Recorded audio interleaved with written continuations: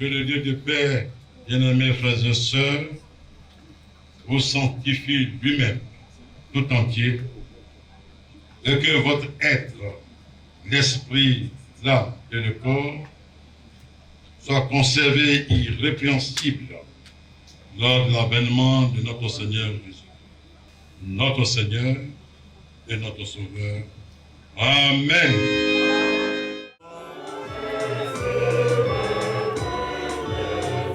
Ta bonté, Dieu de mes pères, descendit jusqu'à moi. Tu parlas, mes yeux s'ouvrirent. Quand mes regards éperdus, tes secrets se découvrirent.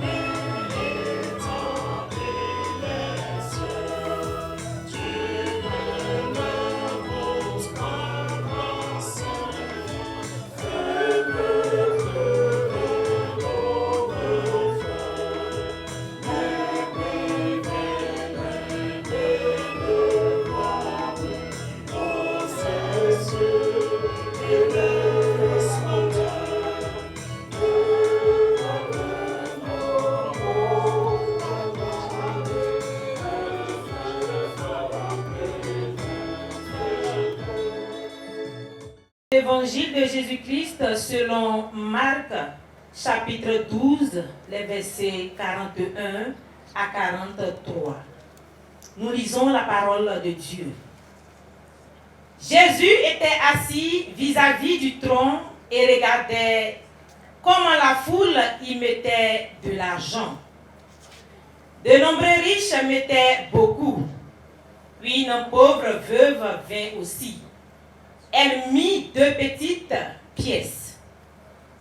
Une toute petite somme. Alors Jésus appela ses disciples et leur dit: je vous le dis en vérité, cette pauvre veuve a donné plus que tous ceux qui ont mis dans le tronc. Amen. Écoute-moi, car ma prière s'élève à toi. Oui, en Jésus-Christ, tu nous l'as dit. Je puis, Seigneur,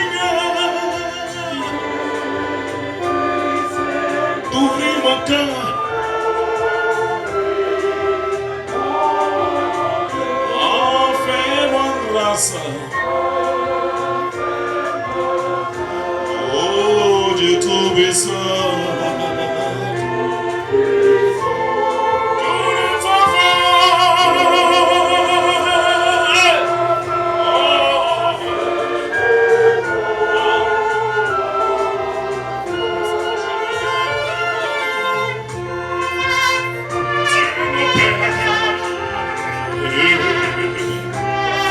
écoute-moi,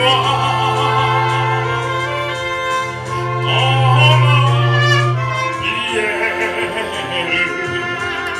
s'élève en toi, oh Jésus-Christ, tu nous l'as dit. Je puis, Seigneur, t'ouvrir mon cœur. Fais-moi grâce, mon Dieu tout-puissant.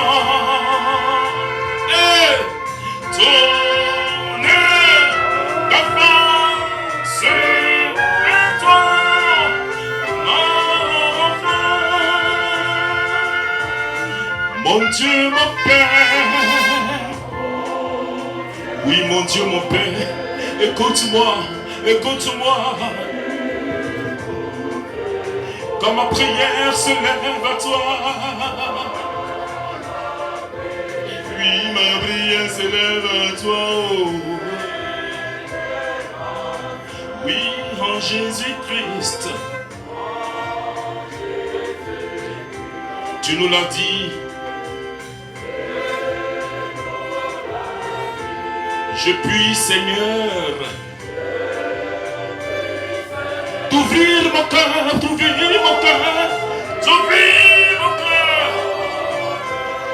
En fais-moi grâce, en fais-moi grâce, en fais-moi grâce. Dieu tout-puissant,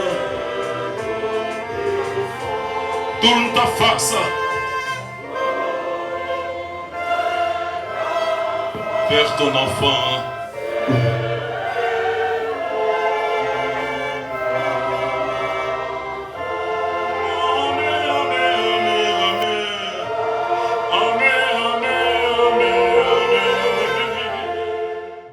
Bien-aimés frères et sœurs dans le Seigneur, nous voudrions vous saluer au nom de Jésus-Christ, la vie et l'espérance du monde. Amen. Le verset 1 de 2 Rois 4. Une femme d'entre les fils des prophètes cria à Élisée en disant: ton serviteur, mon mari, est mort, et tu sais que ton serviteur craignait l'Éternel. Or, le créancier est venu pour prendre mes 2 enfants et en faire ses esclaves. Ce faisant, voici le fil conducteur de ce message de circonstance. Après la tentative de définition des mots veuve et orphelin et la présentation du contexte historique de ce texte, suivront le sens et la signification. Qui est orphelin? Un orphelin du grec ancien, orphanos, est un enfant habituellement mineur dont le père et la mère sont décédés ou dont l'un des 2 parents est décédé. Ce terme, de manière impropre, est utilisé pour désigner des jeunes adultes au moment du décès des parents. Le sens le plus commun est celui de l'enfant orphelin de père et de mère. La veuve, le féminin du mot veuf, quant à elle, vient du latin bidua, de bidus, qui veut dire vide, privé de. Ainsi, la veuve ou le veuf sert à désigner celle ou celui dont le conjoint est décédé ou la conjointe est décédée. Donc, les veuves et les orphelins sont considérés comme des personnes vides et vidées, sans appui, sans défenseur. Ce texte de 2 Rois nous ramène au 9e siècle avant Jésus-Christ, l'époque où Israël avait connu le schisme ou la division.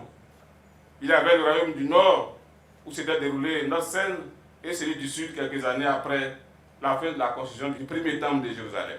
Puisque selon la tradition juive, le père accordait à son fils né mâle le droit d'aînesse et aussi une double part de ses biens, Élisée, qui signifie Dieu est salut ou Dieu est mon salut.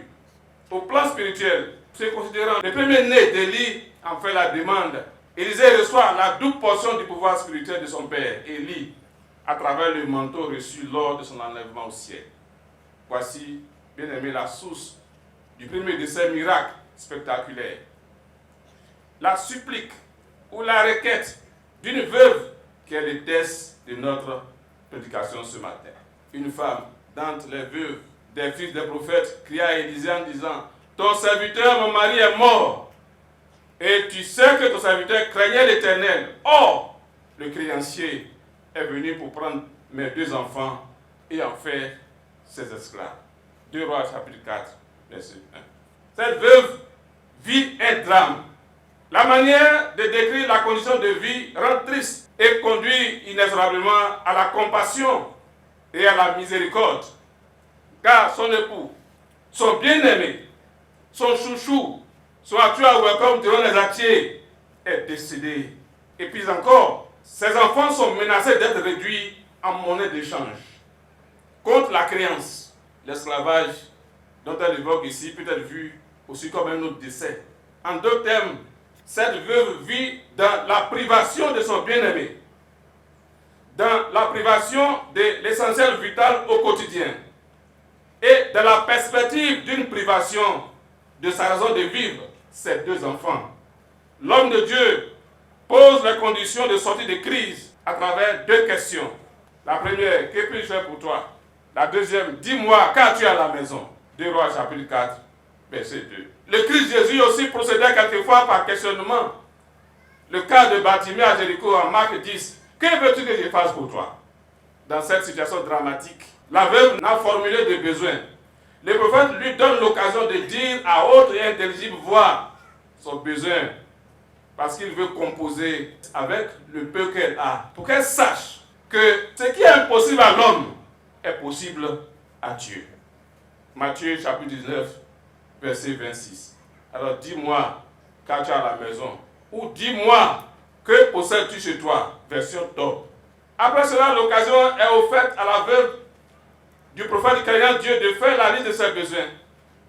Elle n'a plus rien pour survivre. Mais après avoir dit, je n'ai rien, elle se rappelle un petit flacon d'huile. Au fond de son désespoir, elle est persuadée que l'espérance ne trompe jamais. Romains chapitre 5, verset 5a. Alors, coûte que coûte, la solution viendra de cet insignifiant détail en fin de phrase. Moi, ta servante, il n'est rien d'autre qu'un flacon d'huile. Dieu ne compose-t-il pas avec les petites choses de notre vie? En Jean chapitre 6, verset 1 à 14. Jésus, le Fils du Dieu Sauveur, avec 2 poissons et 5 pains d'un petit garçon, a nourri une foule entière de 5000 âmes, et 12 paniers ont été emportés. Oui, emportés. Comme certains gens le font aujourd'hui lorsqu'ils rendent des funérailles, des cérémonies d'anniversaire ou des mariages avec des sachets noirs. Pour le salut social, économique, psychologique, etc. de la veuve, voici la consigne à elle donner. Va demander des vases dans la rue chez tous tes voisins et des récipients vides. Demande en plus grand nombre. Une fois rentré, ferme la porte derrière toi et tes enfants. Verse de l'huile dans tous les récipients et mets de côté ceux qui sont pleins. 2 Rois chapitre 4, versets 3 et 4. Cet ordre engage cette veuve et ses 2 enfants à l'humilité, au renoncement et à la foi au Dieu des cieux, Yehovah Jireh, le Dieu pourvoyeur. Leur obéissance et leur soumission à la parole de l'homme de Dieu a fait d'eux aussi des témoins oculaires de la miséricorde de Dieu. Informé de la réalisation de sa parole, le prophète déclare en cette fin de récit en ces termes: va vendre l'huile et paie ta dette. Tu vivras avec tes fils de ce qui te restera. 2 Rois chapitre 4, verset 7. Bien-aimés frères et sœurs, quelle délivrance! Quelle délivrance! Cette veuve n'est plus vide, ni vidée, mais pleine, remplie, car de la souffrance et du manque, elle a abouti à l'abondance et à la joie. Cette veuve qui auparavant était vide est pleine. Cette veuve auparavant qui était vidée est remplie. De la souffrance et du manque, elle a abouti à l'abondance et à la joie. Gloire à Dieu. Amen. Suite à ce qui vient d'être dit, mon frère, ma soeur, tu conviens avec nous que le prophète Élisée a exercé la miséricorde. C'est-à-dire, Élisée a extrait la misère du cœur de la veuve et de ses enfants. Élisée est un homme de la même nature que nous. En tant que membre du peuple élu, du sacerdoce royal, je vais parler de l'Église. Les veuves et les orphelins avec qui nous célébrons Christ ressuscité ont besoin de notre aide. Que remarquons-nous? Dans les premiers moments de leur souffrance psychologique, les veuves et les orphelins sont entourés de tous les soins. Je dis bien tous les soins. Visites régulières, dons de toutes sortes, promesses d'assistance, etc. Mais Après la cérémonie d'inhumation, c'est l'abandon. D'où le début du pèlerinage douloureux, où sont livrés à eux-mêmes impuissants, ils croulent sous le poids des charges sociales. Les responsabilités sont partagées entre l'homme, l'époux, la veuve, les orphelins et l'Église. L'homme est le chef de la famille. À ce titre, il gouverne. Or, gouverner, c'est prévoir. Gouverner, c'est prévoir. Ceci dit, l'homme doit prévoir l'avenir de sa famille nucléaire. En ce sens, la mort lui est liée, lui est inhérente. Les projets du mariage civil et de la bénédiction nuptiale formulés aux oreilles de la dame, de sa femme, sont irréalisables.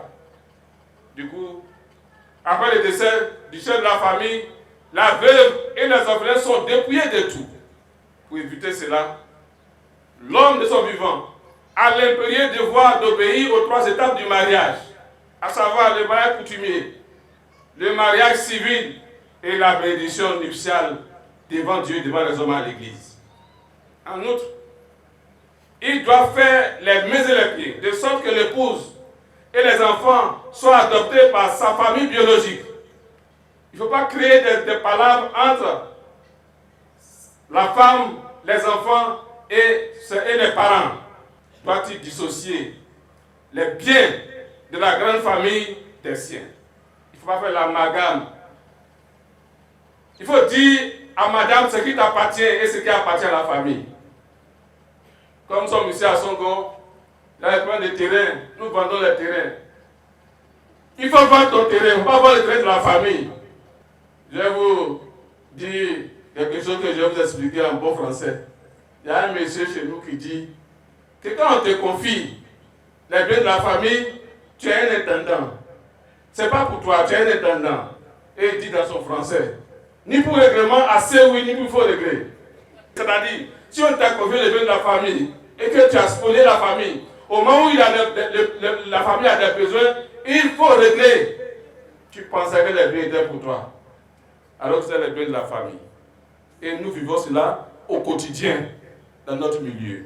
Arrêtons. Ne t'accapare pas ce qui n'est pas à toi, mais prends ce qui est à toi. Parce que si les biens de la famille sont arrachés, quand tu n'es plus, la famille réclamera ses biens et la veuve et les orphelins seront en danger. La veuve et les orphelins.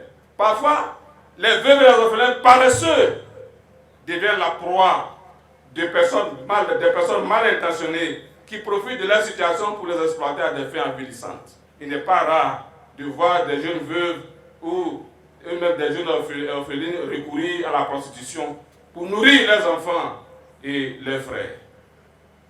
Les jeunes gens, quant à eux, ça donne à la délinquance juvénile.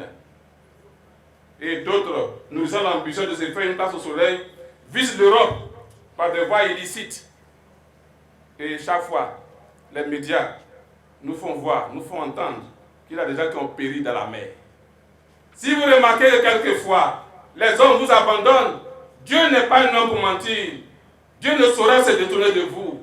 Car, a-t-il dit en Ésaïe chapitre 49, verset 15, une femme oublie-t-elle l'enfant qu'elle allait? N'a-t-elle pas pitié du fruit de ses entrailles? Quand même elle oublierait, moi, je ne t'oublierai jamais. Amen. Quand même elle oublierait, moi, je ne t'oublierai jamais.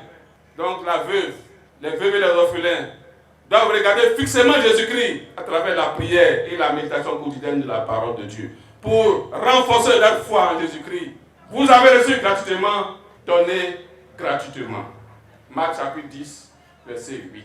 En définitive, l'assistance sociale et spirituelle aux personnes vulnérables, l'une des missions principales de l'Église chrétienne, semble perdre sa valeur. À travers ce thème, l'Église, face à la condition sociale et au problème d'héritage de la veuve et de l'orphelin, l'Église méthodiste unie Côte d'Ivoire entend exhorter les chrétiens à ne pas la perte de vue, car l'ignorer, c'est bafouer l'œuvre salvatrice du Dieu Sauveur, qui, par sa compassion et sa générosité extrême, a transformé la mort réservée à l'humanité en une vie éternelle, sinon en la vie éternelle. Puisse le Dieu de Jésus-Christ nous y aider.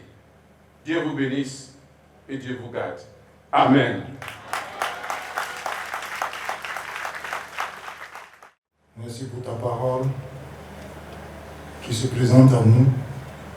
Donne-nous, Seigneur, de pouvoir l'appliquer dans nos vies et permets-nous de pouvoir marcher selon que tu le veux, maintenant et pour toujours. Au nom de Jésus. Amen. Je crois en Dieu, le Père Tout-Puissant, créateur du ciel et de la terre. Je crois en Jésus-Christ, son Fils unique, notre Seigneur, qui a été conçu du Saint-Esprit et qui est né de la Vierge Marie. Il a souffert sous Ponce Pilate, il a été crucifié, il est mort, il a été enseveli, il est descendu aux enfers. Le troisième jour, il est ressuscité des morts, il est monté au ciel, s'est fait assis à la droite de Dieu, le Père Tout-Puissant. Et là, il viendra pour juger les vivants et les morts. Je crois au Saint-Esprit, je crois à la Sainte Église universelle, à la communion des saints, à la rémission des péchés, à la résurrection de la chair et à la vie éternelle. Amen.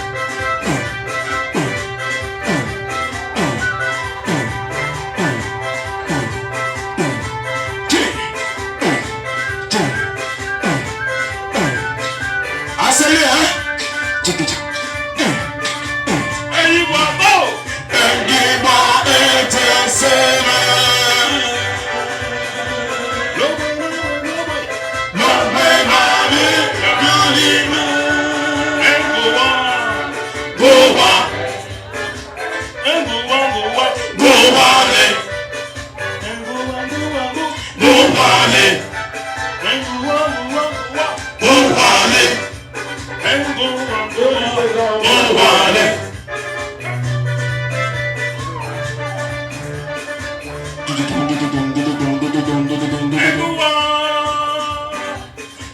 aller en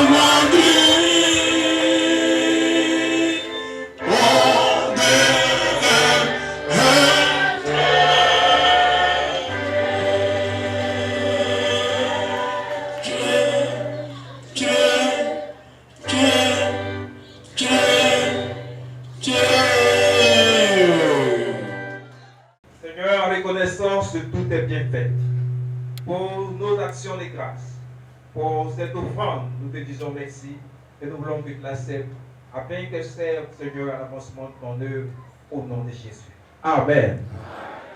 District autonome d'Abidjan, à travers ses vivres, son premier responsable, le gouverneur, qui nous a aidés à pouvoir mettre une joie dans le cœur de nos veuves.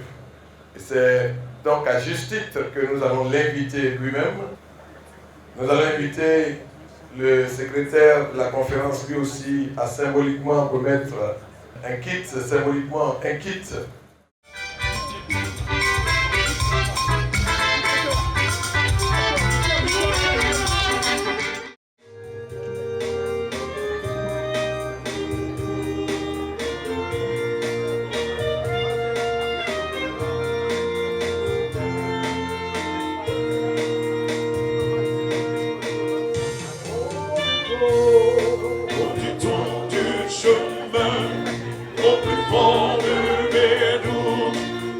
Compte sur lui, qui demeure mon Seigneur. J'ai voulu qu'il demeure mon compagnon fidèle. Avec lui je suis toujours dans la victoire. Gloire en Jésus. Oh Seigneur.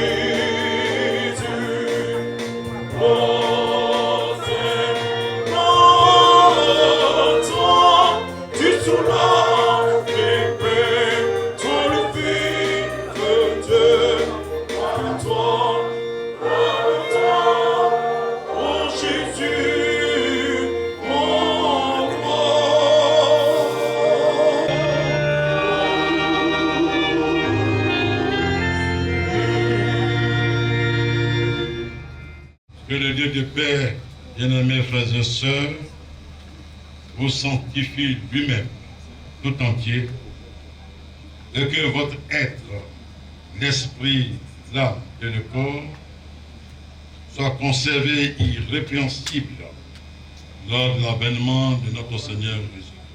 Au terme des assises du synode, allez et porter des fruits dignes du royaume qui vient par la puissance du Saint-Esprit. Frères et sœurs, allons tous de la joie que nous donne le salut en Jésus-Christ, notre Seigneur et notre Sauveur. Amen.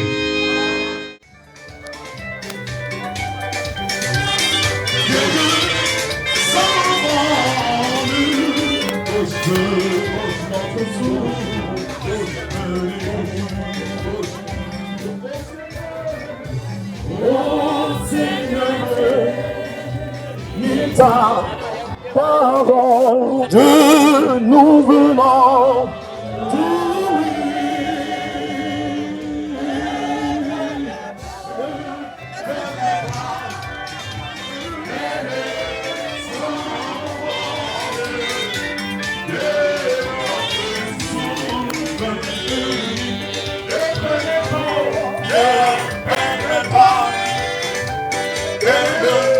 Sans